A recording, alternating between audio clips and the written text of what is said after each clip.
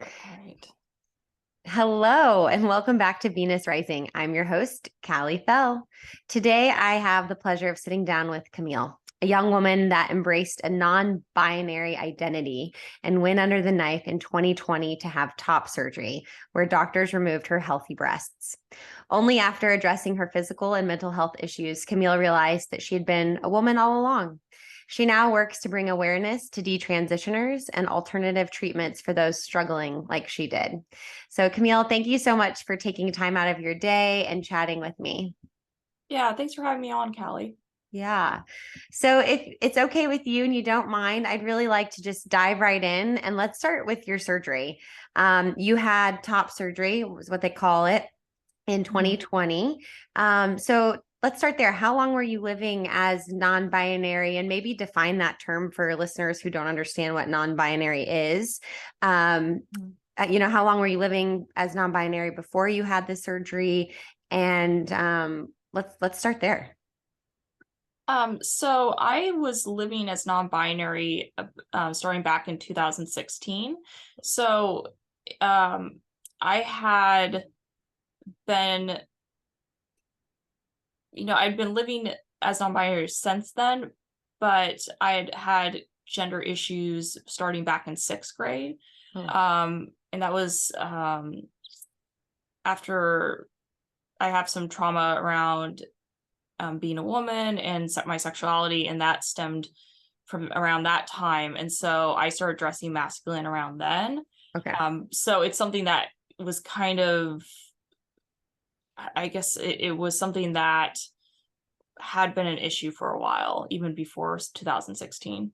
Gotcha. And in sixth grade, was that something that you like really understood what it was, or was it just, okay, I don't really like being female and what that implies? And you Mhm. had a traumatic experience, or your friend, from what I understand, had a traumatic experience around that time. And that's kind of, so were those terms things that you were familiar with, or was it more of just like a general, like, I just don't feel comfortable being a girl right now? Yeah, so what had happened during that time was that my dad was telling me how men his age talk sexually about girls my age because he was trying to get me to dress more conservatively. And it wasn't like I was dressing provocatively or Sure. anything. It was just that, it's like I was into limited two, so the fashion of the time. And I think too, it's like, you know, I think too, just like growing into a woman, I think it was just something that made him nervous. And he wanted to protect me and look out for me.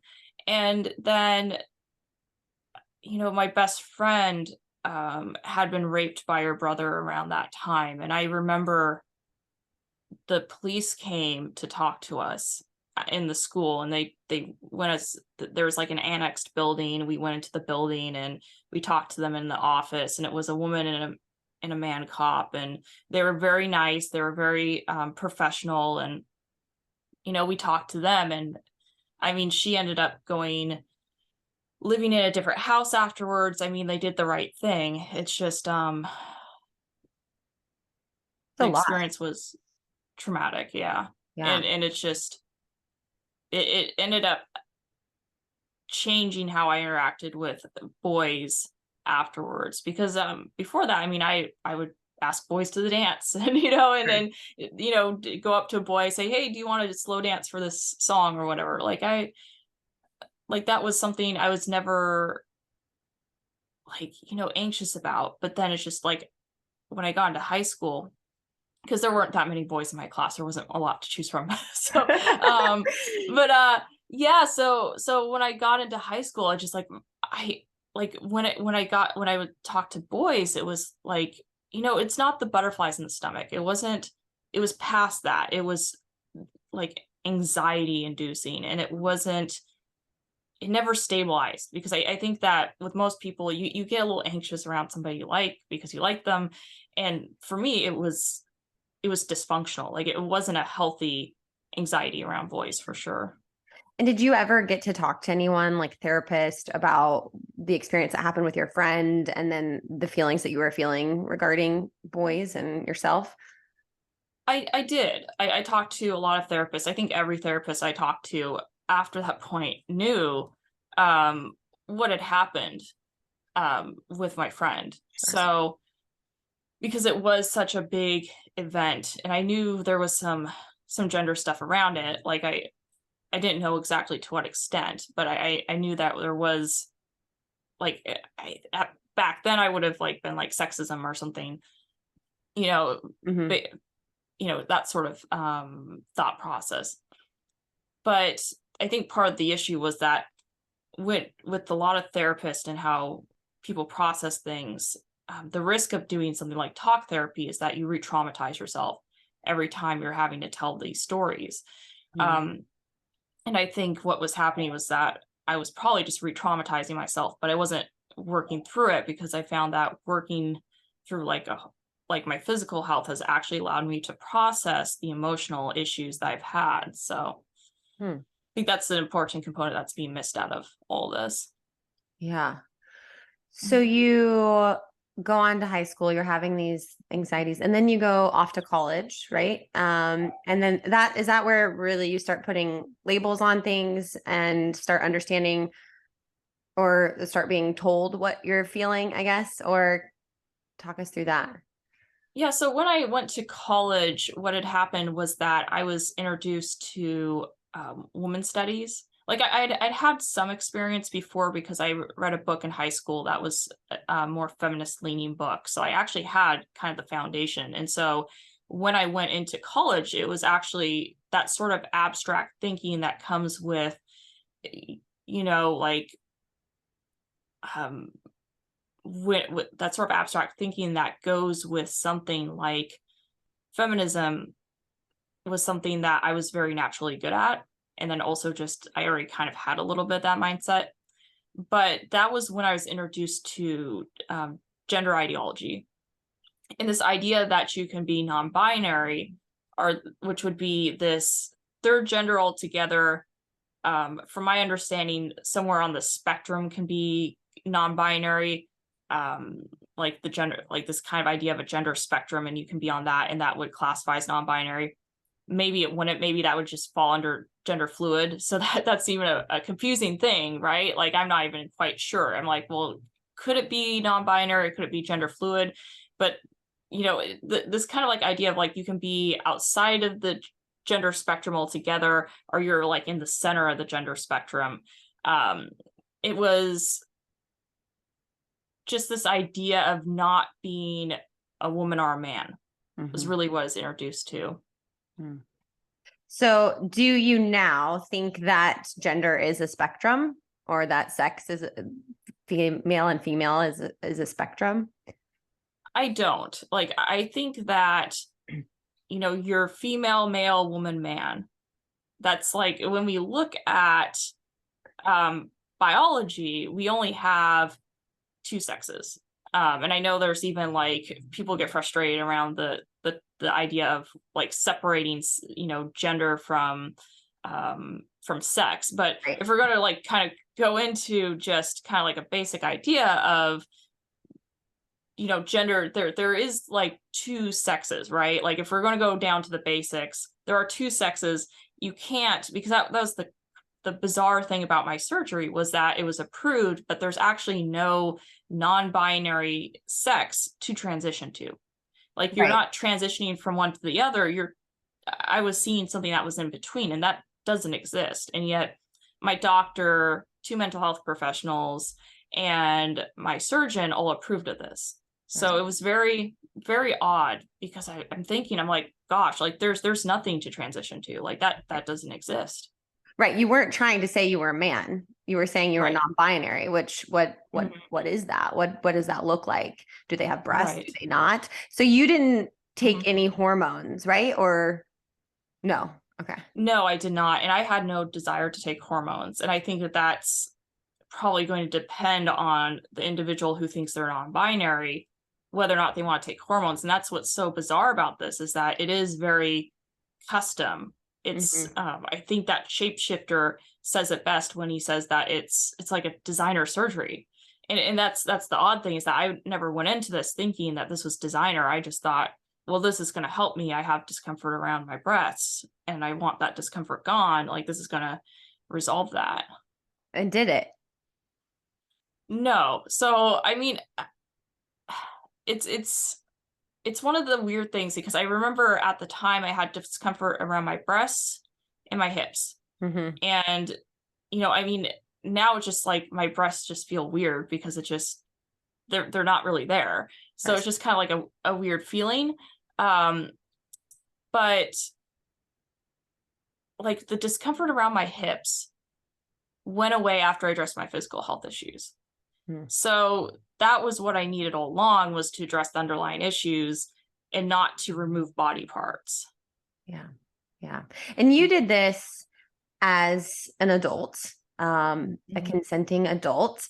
And so, does it worry you? I'm just thinking about the children who aren't adults who are thinking that these types of surgeries that are being performed on children, um, like, are you concerned at all about that? Being an adult and someone who thought that this was going to help, realized it didn't help, and now um, regrets, I assume, the surgery.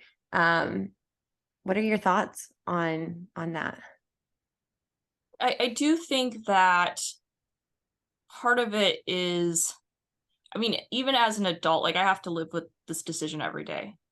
Um, but I do not think that the current informed consent model is legitimate. So there's that. I think that there's just so much wrong with it that it's not true informed consent. Mm. But I do think that if I can go through this as an adult, because that's the thing, is that they're saying that these kids are going to grow out of it. And I can tell you, as somebody who went through this and who was having gender issues even back when I was in sixth grade, I never grew out of it. Mm. And so that's what's deeply concerning, is that you have this idea of, well, these kids are going to grow out of it and they're going to, you know, they're going to realize that they were never non-binary or, trans, like a trans man or a trans woman, like, or trans girl, trans boy. I mean, it's like, what do you what do you even say for kids, right?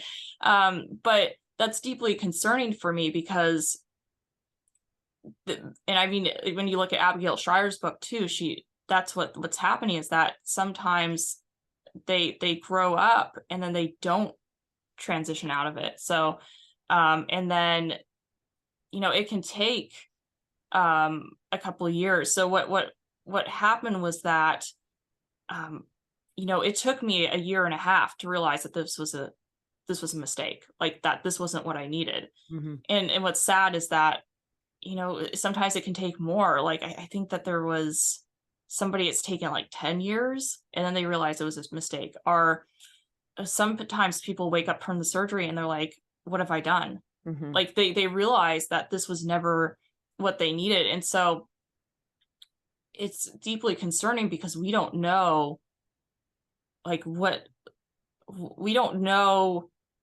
what's going on. There hasn't been enough studies on it. Like nobody's really looking into this. But yeah, if I could, as an adult, make this mistake, a young girl could absolutely make the same mistake. So Mhm. it's just, that's what really needs to be heard. Yeah.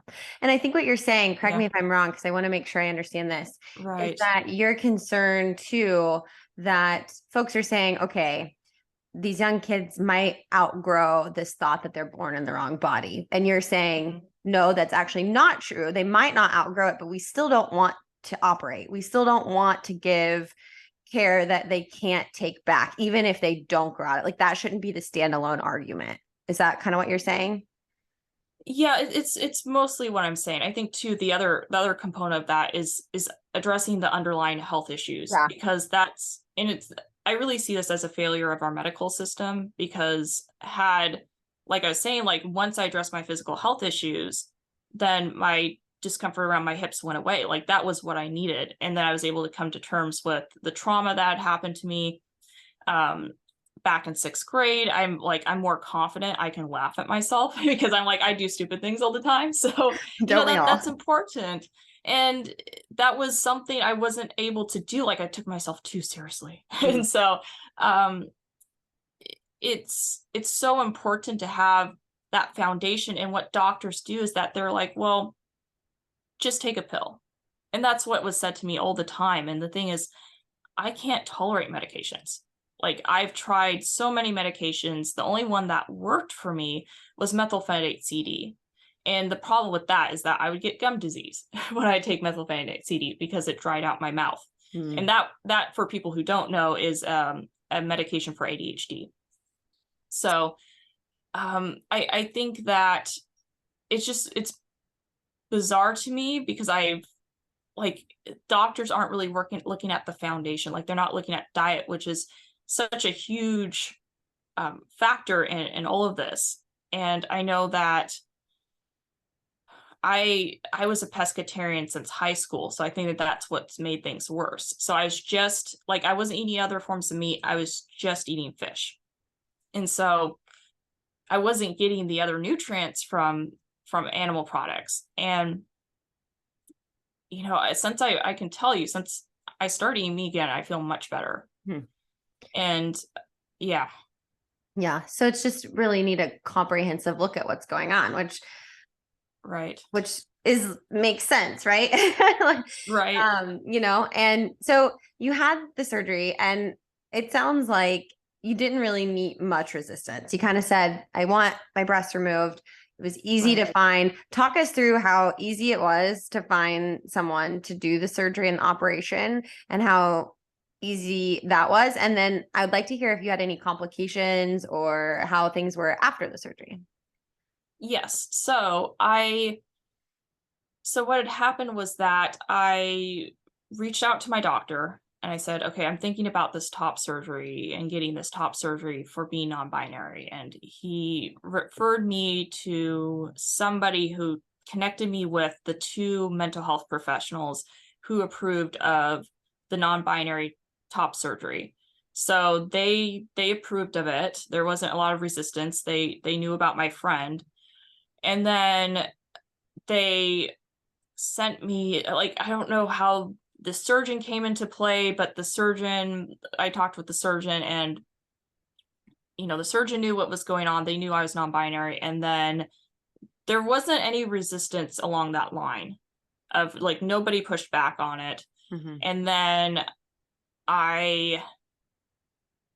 let's see here. I got the surgery August 27th, 2020. So this was during COVID, which is kind of surreal because Medicaid considered it a medical necessity. So wow. Because then this was at a time when they were canceling elective surgeries. At least, I mean, I'm a nurse, and so I knew how our hospital was impacted. And, if it wasn't like life or death surgery or really critical, you weren't having surgery because COVID was, so it's interesting that, your insurance or the hospital, this was high enough on the list that you were going to have surgery in the height of COVID.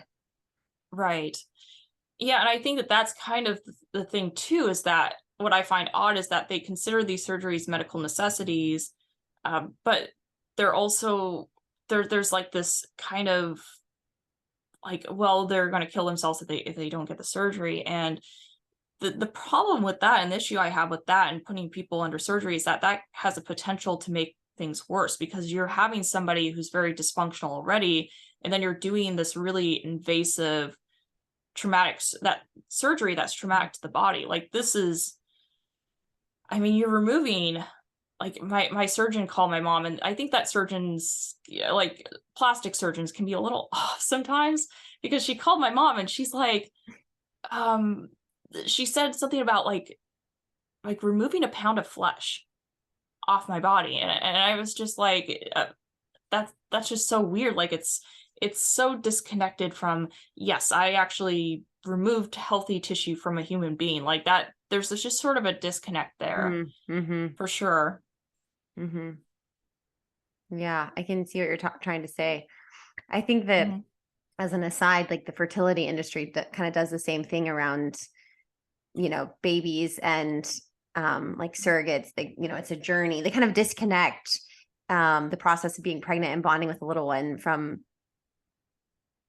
the surrogacy journey, journey. I'm using journey in quotes here, but so it seems like maybe you're kind of describing the same thing. There's like, they're kind of calling it something else or using different words so that they're not as impactful.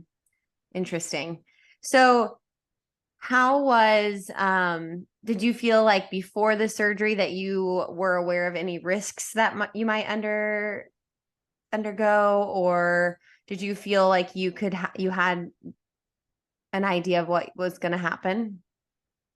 I mean, I knew of some of the risks around like feeling and such, and like nerve sensation, like around that area.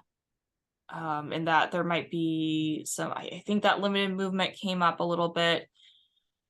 I mean, the thing was that I imagine that I think there's like lymph nodes or something in that area, and I don't remember anybody talking to me about that being removed or potentially being removed. It was just sort of weird because there wasn't any like descriptive, like, this is what's going to be actually removed from your body. Are you aware of that? Um, it's very odd. I just felt like the surgeon, like when I was talking to her, I was like, you know, I was just expecting her to be more descriptive. Like she was very vague on things. So I feel like there was a lot of filling in the gaps. Like maybe she thought that I knew more than I did. Hmm. But it was a very odd experience for sure. And your visits prior to your surgery were all Zoom, right? I The one with the surgeon was in person, but the Okay. other ones were Zoom. Huh. Yeah. Mhm. Like the two mental health professionals. Like one was a 15-minute appointment, if I remember right, and the other one was an hour. Like I remember one of them was not a full hour, which would seem odd Hmm. for sure. Like, I mean, just not even meeting in person also would seem Hmm. odd, but Yeah. I mean, I yeah. am grateful that telehealth exists. I think that it has a time and a place, but it does seem like we're kind of relying on it more and maybe using, we used COVID as kind of a jumping off point for that. But it seems like certainly some of these visits really need to be, you need to touch a person, you need to have a connection with someone, you need to make sure that they're understanding everything, and we're kind of just staring at screens. It's like, is this person receptive? Do they understand what's going on? Or, and yeah. Did you have how was your surgery? Was it successful, and did you feel better right away? Did you have any side effects, any complications from the surgery? I had a lot of complications from the surgery. So, like it was within days, I developed Raynaud syndrome, and which is when your capillaries shrink, you have issues with discoloration, um, and like I developed tinnitus right away, skin discoloration, bony prominences, like heat rashes. There were so many complications I developed after the surgery. It was very, and I remember that at first my doctors took me seriously because the very first thing was that I had issues of swallowing. So they took me, they got labs for that. Swallowing? Like you Swallowing, couldn't. yes. Oh, wow. Okay. Yeah, so I had issues with swallowing first, and then it was that, and then once, because there's this burning sensation on the back of my neck, and once they thought I had psychosomatic fever, then they stopped taking me seriously.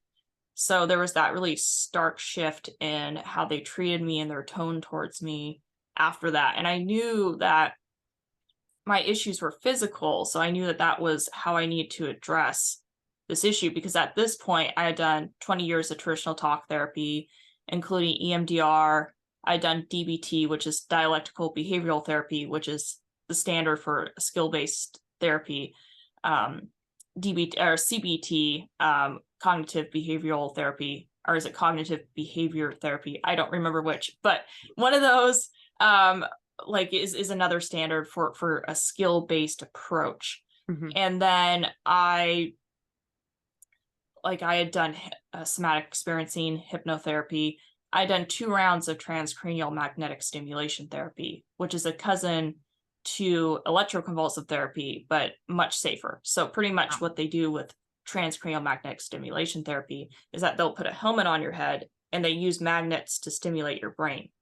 And I did notice a little bit of improvement, but it wasn't really where I needed to be. So So at that point, I just knew, well, my doctors were telling me, go see a talk therapist. And I'm like, you know what, I've done 20 years of this. Like at that point, I wanted to end everything because I knew that wasn't the option. Like that was not viable because I had done it for so long. Mhm. And so I was like, well, I'm just going to have to figure this out. And so then I went the physical health route, and I saw a naturopath, and she started doing body work on me. And when she did Bowen, I was just like, oh, this is what I've needed for the last 20 years. Wow. And what Bowen is pretty much a manual type therapy of like you're gently pushing and pulling. But I think it's more maybe concise and more like gentle than a traditional massage therapy, which is also another form of body work. Um, and I don't know if trauma is stored in the muscles. I don't know if it's stored in the nervous system, but I noticed that I did start getting better mentally when I started doing these bodywork treatments. And then I started eating meat again after seeing Michaela Peterson. I'm like, wow, she seems stable. So I'm going to try what she's doing. And so I just didn't go full carnivore, but I did add meat back into my diet. So started doing that. I did find some success with grounding. I know that's personally one of them that I find a little bit more skeptical. I'm personally a little bit more skeptical of, but I do feel that it has helped and it doesn't hurt for me to do it. I have an earthing pad I sleep on every night. And then I did hyperbaric oxygen therapy. So for those of you who aren't familiar, hyperbaric oxygen therapy is when you receive pure oxygen in a pressurized environment. So I would wear a simple mask, and then they would do I think it's like an hour and 15 minutes if I remember right, and it would be 20 minutes on with the mask and receiving the oxygen, 5 minutes off. And it was remarkable because I did 60 treatments. And so I did like a self-report scale for my anxiety and ADHD. And for my anxiety, I went from, I believe it was on the scale, moderate to mild. And my anxiety disorder, because I had generalized anxiety disorder, that went away. And then my ADHD went from 72 points to 6 points. Yeah. And so it was a remarkable treatment. And when I do hyperbaric oxygen therapy, my insomnia goes away, which is great. It has since come back. So I have to deal with insomnia now. But when I do the treatment, there's something about this treatment that whatever it's helping me sleep. And I've tried everything. So I don't know what it is about this treatment, but it's a remarkable form of treatment. And I would love to see it get out there more and people look at this more. I know I actually had CPTSD, which is complex post-traumatic stress disorder. And since I've done all these holistic treatments, that's also gone away. So it's amazing. Like I would have never expected that holistic health could address my mental health, because that's never been told to me through all my years of therapy and seeing doctors. It's really a new idea to me for sure.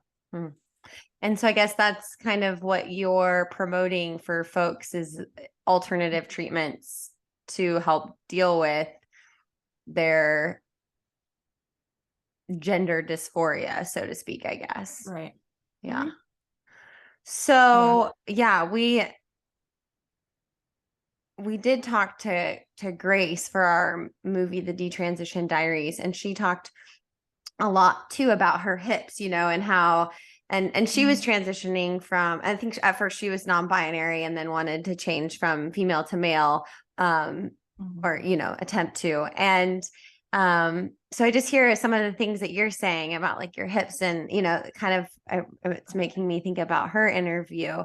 Do you, in talking with other folks, is this kind of a common theme too? Like, I'm, as an advocate now for those who are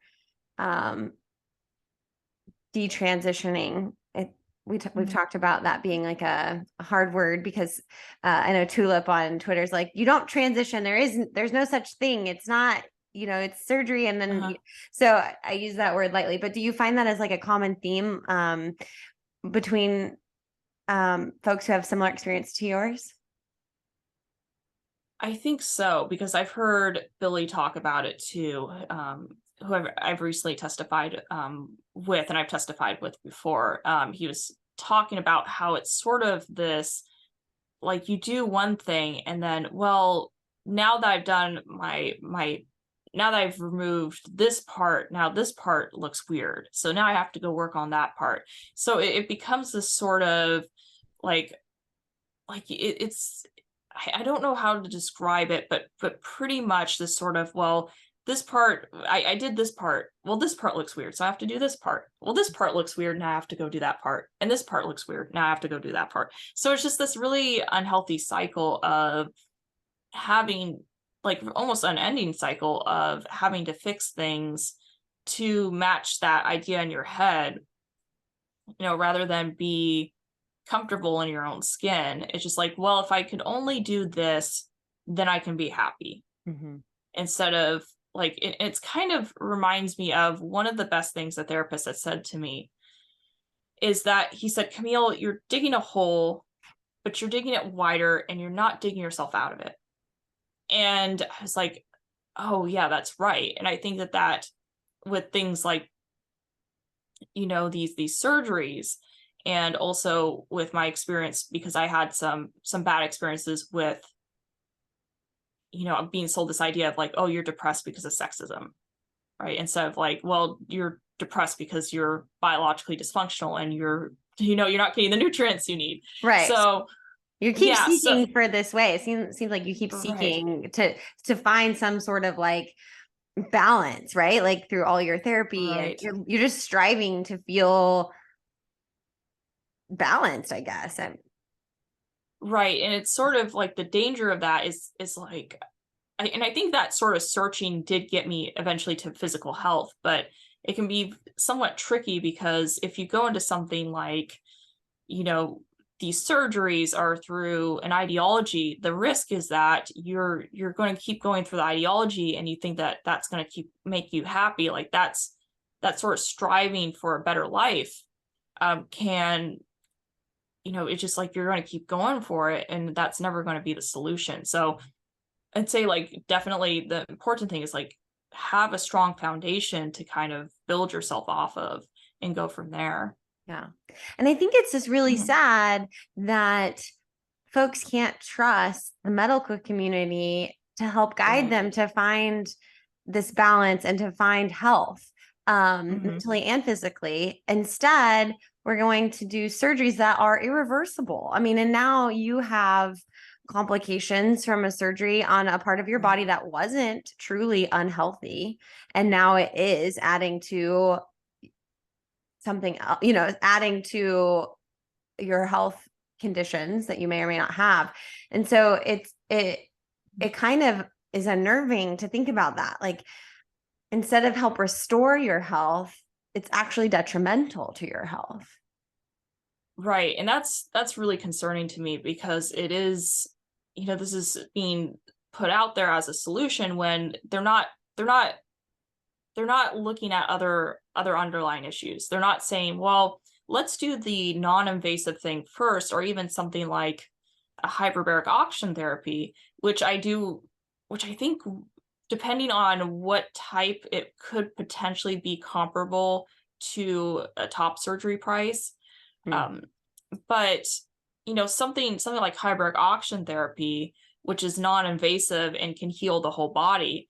And what's great about that is that my doctors didn't figure out what my underlying issues were, but this treatment just treats everything. So it's sort of like if your doctors can't figure out what's wrong, the body's just going to heal itself through a treatment like this. Mm-hmm. And so I love a treatment like that because it's just sort of a catch-all that it just takes care Yeah. of you, like, regardless. But And it's good for um wound healing, right? I feel like I'm mhm. remembering from my nursing school days that they do this for folks who have issues with wounds that aren't healing well, that really need like a lot more oxygen to help heal.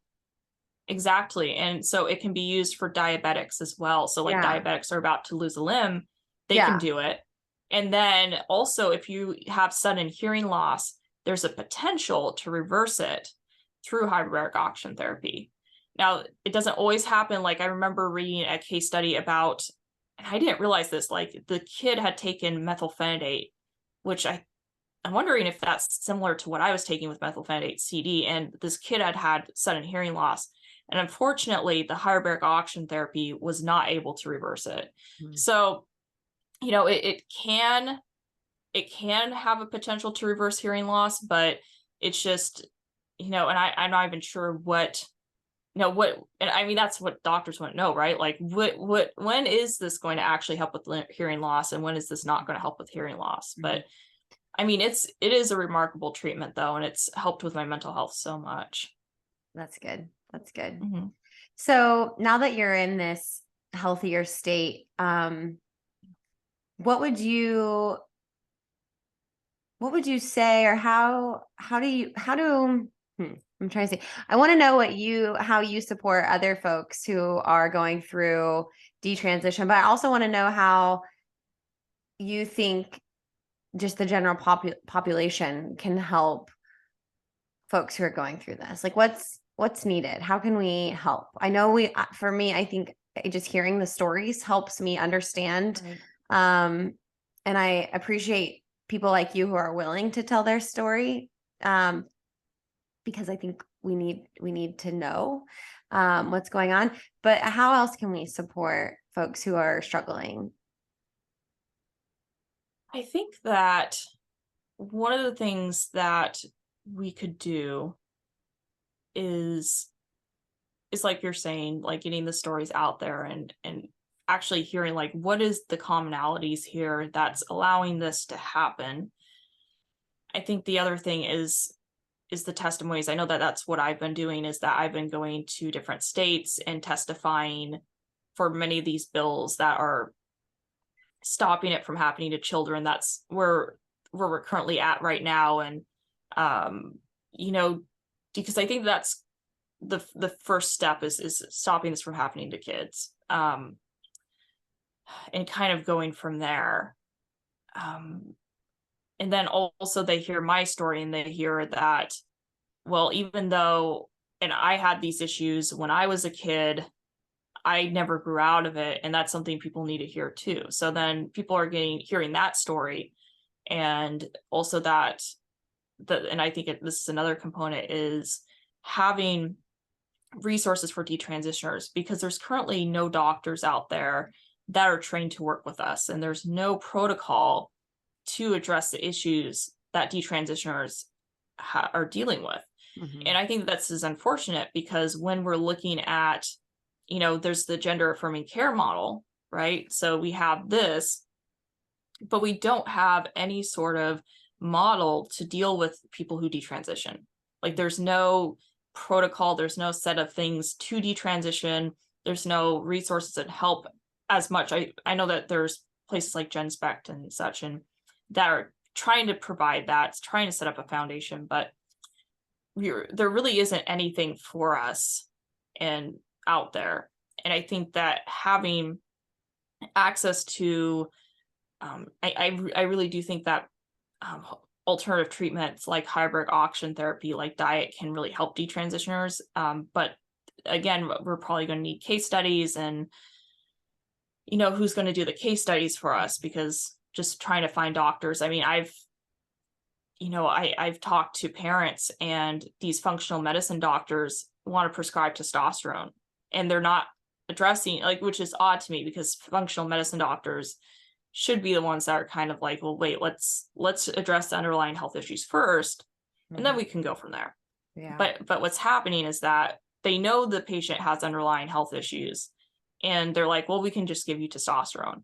So they're not even the people who are on more the alternative health side of things are kind of jumping the gun and, you know, going for testosterone and these surgeries instead of trying to address underlying health issues. So I think that's the big thing, is look at underlying health issues, make sure the person is stable, and don't let people in and go through these surgeries who are suicidal, because that's kind of been the argument of, well, you're suicidal, you must have these surgeries. And I was somebody who is struggling with suicidal ideation. But that's definitely not a valid thing to just send somebody off when they're struggling in that way. Right. So well, you wouldn't yeah. perform an operation on someone that wasn't, life, necessary. So I'm just thinking of people need to be in kind of, decent shape to have surgery sometimes. You know what I mean? Like they don't put someone under anesthesia who's having X, Y, and Z issue. It's like, let's deal with that first. Let's get you stable. And then we'll go have surgery. And that should be the same mentally too. Like, let's get mentally stable. Let's figure out the issue and work from there. Yeah. And it's like you said, there's no one to treat, or it seems like there's no one to treat folks who are now on the other side of this. And I think it could be because the gender identity or the gender industry is kind of scary, right? Like we don't have a lot of physicians and therapists who are going up against it because they can be canceled and because their livelihood depends on it. And so I can understand why we don't see people treating those who are detransitioning, but we need people to stand up to this. Like we need it. Lives depend on it. We need doctors and therapists who stand up to this industry. Yeah. Do you have anything else you'd like to add just about the industry as a whole? Like, and actually, I'm not going to ask that question. I'd like to jump back to, you talked about how you testify about laws that are coming out. Could you speak to like one or two maybe that you've testified at hearings for? Because I don't think two people understand how this industry is invading laws around the United States and abroad. Could you talk about that? Yeah, so pretty much I testified for the Florida Board of Medicine twice. And then I also testified in South Dakota and in Montana. So I've done a couple of testimonies, and they were focused on and they're going to be a little bit different, the bills, but pretty much the general idea is not performing these surgeries and giving hormone replacement therapy to minors. So that's going to be the basis of these bills. Sure. And minor under 18, is that kind of the safe? Okay. Yeah. So under 18, they're not going to perform these surgeries. There was kind of like in Florida, it was interesting because from my understanding, they kind of made an exception with one of their medical boards, but the medical board, like it would have been that they can still do like university, like research, but that sort of thing. I don't know if that makes sense, but pretty much that the research couldn't be done because this type of medicine board doesn't do that type of research. So that's what I thought was kind of interesting, was that they were kind of frustrated because the ones that would be doing the research were like, no, we're just not going to do this at all. Because they talked about the Dutch study and how the Dutch study, that mental illness was not a factor at all. So they made sure that people weren't emotionally dysfunctional who were getting these surgeries, and they had a high dropout rate. So it wasn't good. And I think it was the checkup time was very short too. And then they followed up since then. And it's a lot more complicated than what the original study suggested. So I think that it's probably going to depend state on state, but the main thing is that stopping this, because we've gone too far with this, and nobody's like figuring out, like there's no, I mean, that's the thing, is that doctors aren't following up. Like no one's ever followed up with me to make sure that I was okay. Wow. So it's just, this is such a new thing, and we're not getting the research on detransitioners. So it's important that we just kind of, as much as possible, kind of like put a hold and definitely stop it from happening to kids. So yeah. Do you have hope? Do you think that this industry is stoppable? I hope that that it goes through. I do have some concern from different states, because for the states like California, this is going to be an issue. But people who like states that are a little bit more grounded, and people who are more open to hearing things and more logical, they're like, this doesn't seem right. Like even like people I talk to who are left leaning, like they hear about this and they're like, no, there's something off here. Like, we need to stop this. So I think that there is hope. My concern is going to be for the states like California, like Oregon, which is the state I live in. So I am worried about Oregon. But I do have hope, especially for the majority of these states, that they will put an end to this. Yeah, I hope so too. Gosh, Mhm. for kids, right? Like this is really important. And I'm really grateful for people like you who are willing to talk and say, hey, hold up. This wasn't. Yeah. How long after your surgery did it take you to realize, like, okay, I'm not non-binary. I am a woman, and this was a mistake. It took me about a year and a half.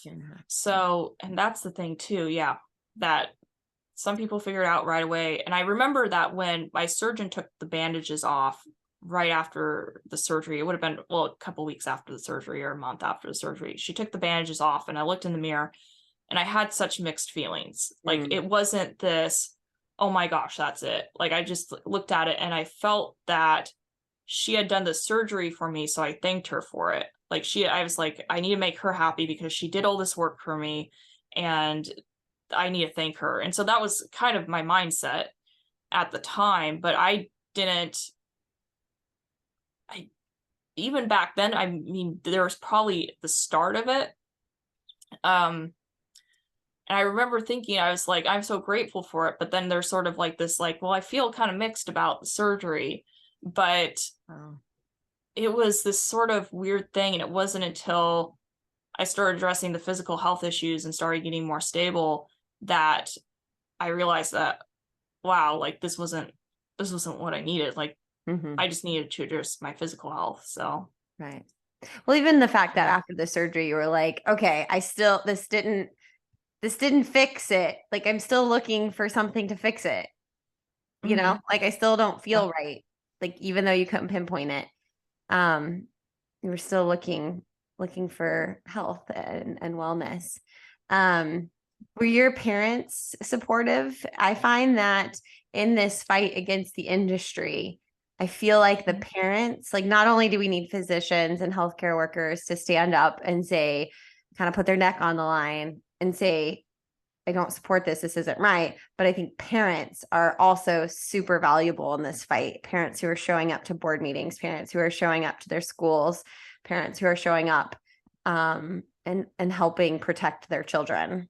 So how are your parents? And if you don't want to answer that, that's fine, because I don't want you to put you in any type of situation. But yeah, so my parents were supportive both ways. They supported me when I transitioned, and they supported me when I detransitioned. So they were supportive. I think that part of the issue is that, you know, we've been taught that this is being accepting towards people, and then we don't want to be discriminatory. We don't want to hurt people. And I think that this is coming out of a place, like, many people are meaning well in this. But the thing is that they're not addressing the underlying issues. And that's the big thing, is that this has been passed through, and it's not the same thing as being gay. And I think that that's important as well, is that I remember two of my therapists saying this to me. So they said, you must be non-binary because we used to think being gay was a form of mental illness.